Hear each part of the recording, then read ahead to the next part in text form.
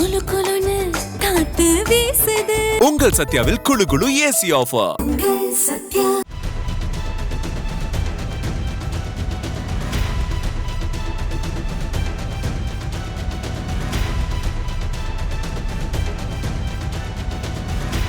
மலைகள் ரம்மியமானதுதான். ஆனால் அங்கேயே வாழும் பழங்குடி மக்களுக்கு மலைகளாலும் காடுகளாலும் விலங்குகளாலும் எத்தனை பிரச்சனைகள் என்பது சொல்லி மாளாது. வேலூர் மாவட்டம் காட்பாடியில் தமிழக ஆந்திர எல்லையை ஒட்டியுள்ள மலை சரிவுகள் அடர்ந்த காடுகளால் ஆனது.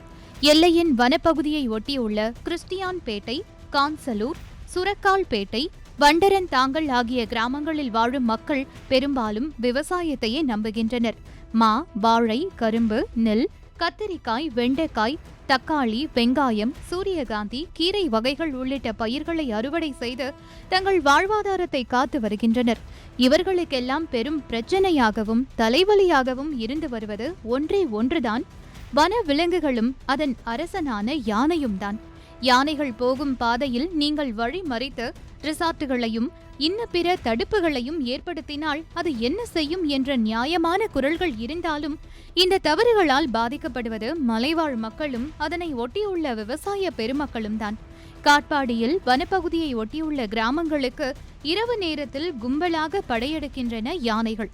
கடந்த 20 நாட்களாக விவசாய நிலங்களுக்குள் புகும் யானை கூட்டங்கள் அங்குள்ள பயிர்களை சேதப்படுத்தி நாசம் செய்து வருகின்றன. பொதுவாக யானைகள் கூட்டமாக இருந்தால் அதனை வனப்பகுதிக்குள் விரட்ட வனத்துறையினர் சுலபமாக கையாள முடியும்.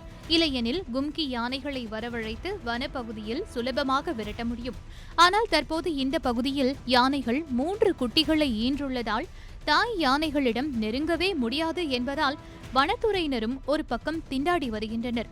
போதிய உபகரணங்களும் தொழில்நுட்பங்களும் இல்லாததால் நாங்களும் என்னதான் செய்ய முடியும் என்று ஒரு பக்கம் வனத்துறையினரும் புலம்பி வருகின்றனர். இப்போ பார்த்தீங்கன்னா ஒரு 10-15 நாள் அந்த யானை தொல்லை வந்து தாங்க முடியலன்னா ஒரு 10 மணிக்காக வந்துடுது. 10 மணிக்கு வந்துட்டு ஒரு 4 மணி வரைக்கும் ஒரே தூங்க முடியல. எங்கள் நிலத்தில் பார்த்தீங்கன்னா இப்போ வாழைச்செடி, தக்காளி, கத்திரிக்காய், வெண்டைக்காய், வெங்காயம் எல்லாமே போட்டிருக்கோம். மேலே பார்த்தீங்கன்னா கரும்பு, அந்த மொத்த கனியுமே போயிடுச்சுண்ணா. வந்து எல்லாத்தையும் சாப்பிட்டு போயிடுச்சு. 12 யானை இருக்குண்ணா. மொத்தம் ஒரு 3 குட்டி இருக்குது. இந்த பக்கம் பார்த்தீங்கன்னா ஒரு 100 ஏக்கர் எல்லாம் விவசாயம் பண்ணுறவங்க தான், பயிர் பண்ணுறவங்க எல்லாருமே தான். இந்த பக்கமும் வாழைத்தோட்டம் எல்லாம் பயிர் பண்ணிருக்கோம்.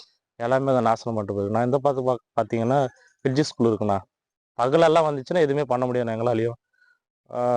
நாங்கள் ஃபாரஸ்ட்டுக்கும் இன்ஃபார்ம் பண்ணோம். அவங்களும் வந்து ஹெல்ப் பண்ணுறாங்க. நைட்லலாம் ட்ரோன் கேமரா விட்டு பார்த்தோம். நைட்டு ஒரு 10 மணி ஸ்டார்ட் பண்ணோன்னா 4 மணி வரைக்கும் ட்ரோன் கேமரா தான் கொஞ்சம் ஹெல்ப் பண்ணிச்சு. மறுபடியும் மலைக்கே தான் போயிருக்கு. இப்போது தூங்கவும் முடியல எங்களால். இப்போ பார்த்தீங்கன்னா எங்கள் நிலத்து மட்டும் தொடர்ந்து ஒரு 4 நாள் வந்துட்டே இருக்குண்ணா. 20 நாளாக வருதுங்க சார்.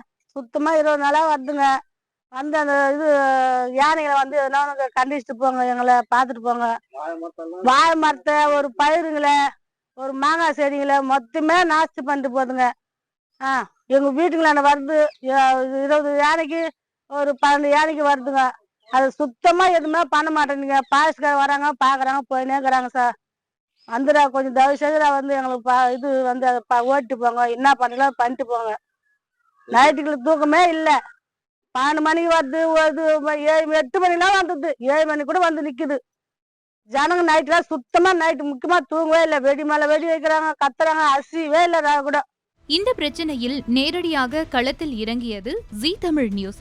கள ஆய்வு செய்த தகவல்களையும் அங்குள்ள பிரச்சனைகளையும் விரிவாக சொல்கிறார் நமது வேலூர் மாவட்ட செய்தியாளர் பிராங்க்லின். கடந்த 20 நாட்களாக ஜீ தமிழ் நியூஸ் நாம் களத்தில் இறங்கி நேரடி கள ஆய்வை மேற்கொண்டோம்.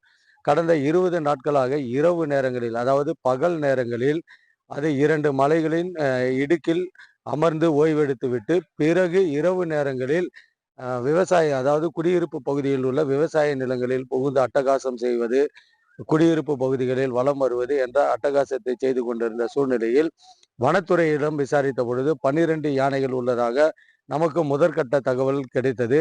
நாள் கடக்க அந்த 12 யானைகளில் 3 யானைகள் 3 குட்டிகளை ஈன்றுள்ளது.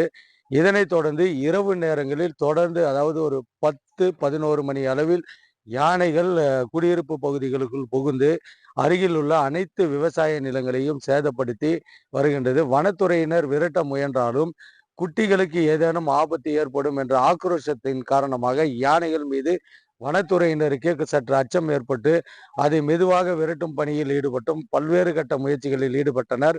அந்த முயற்சிகள் அனைத்தும் தோல்வியிலேயே முடிந்தது. இதனால் பாதிக்கப்பட்டது விவசாய மக்கள் மட்டும்தான்.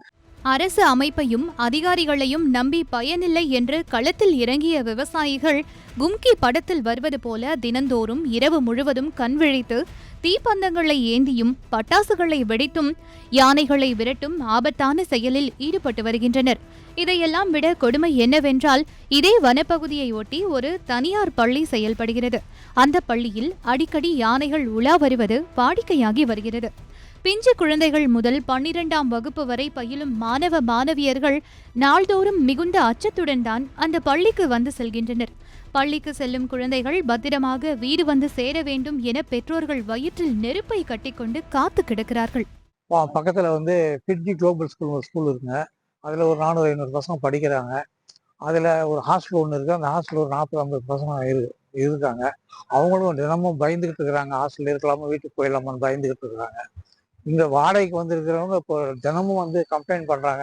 நாங்கள் எப்படிங்க இங்கே இருக்க முடியாது, நாங்கள் காலி பண்ணுறோன்ற மாதிரி இருக்காங்க. தினமும் வந்துடுறாங்க சார். அவங்க போன வியாழக்கிழமை இங்கே மலையிலேருந்து 4:30 மணிக்கெல்லாம் யானை இறங்கி வருதுங்க. இறங்கி வரும்போது அப்புறம் தான் ஃபாரஸ்ட் டிபார்ட்மெண்ட்டு நாங்கள் ஃபோன் பண்ணி சொல்லிட்டோம். அவங்க வந்து 5:30 மணிக்கெல்லாம் வந்து வெடி ஊற்றெல்லாம் இது பண்ணாங்க. எல்லாம் போகவே இல்லை. அது அந்த வீடு இருக்கு பாருங்க. அந்த வீட்டாண்டியே வந்து நைட்டெல்லாம் அங்கேயே யானைங்க ஒரே இது பண்ணி அந்த வீட்டில் இருக்கிறவங்க அவங்க பயந்துன்னு அவங்க எங்களுக்கு ஃபோன் பண்ணி சொன்னாங்க. நாங்களும் கலெக்டர்கிட்ட மனு கொடுத்துருக்குறோம். கொண்டு போய் மனு எல்லாம் கொடுத்துருக்குறோம். இப்போ தேர்தல் நேரன்றதுனால அவங்க வந்து இதில் இருக்காங்க போல.